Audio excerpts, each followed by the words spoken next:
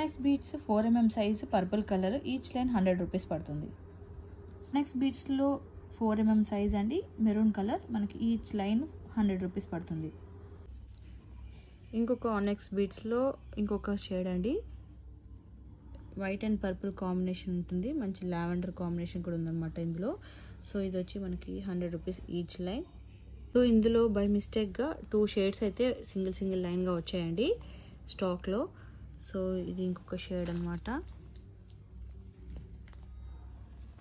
And ఇందులో ఇంకొక shade ఇది. ఇవి సింగిల్ లైన్ అయితే ఉన్నాయి. ఇవైతే మనకి మల్టిపుల్స్ ఉన్నాయి, బై మిస్టేక్ ఇందులో మిక్స్ అయ్యి వచ్చాయన్నమాట. ఇది ఇంకొక షేడ్ అండి, మనకి మెహందీ గ్రీన్లో లైట్ షేడ్ ఉంటుంది కదా, సో ఆ షేడ్ అనమాట. Each line 100 rupees. గ్రీన్లో 1 మోర్ షేడ్ అండి, ఆనెక్స్ బీడ్స్ 4mm సైజు, మనకి ఈచ్ లైన్ 100 రూపీస్ పడుతుంది.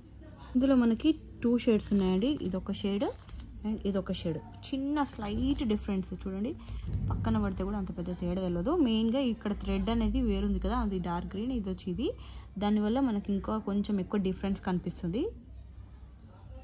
ఇది వచ్చి డార్క్ గ్రీన్ కలర్ అండి, dark green colour onyx beads.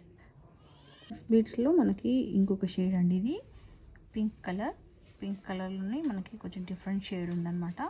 So మనకి ఈచ్ లైన్ 100 రూపీస్ పడుతుంది. ఇంకొక కలర్ వచ్చి మనకి సీ బ్లూలో డార్క్ కలర్ అండి, సీ బ్లూలో dark colour onyx beads, each line 100 rupees.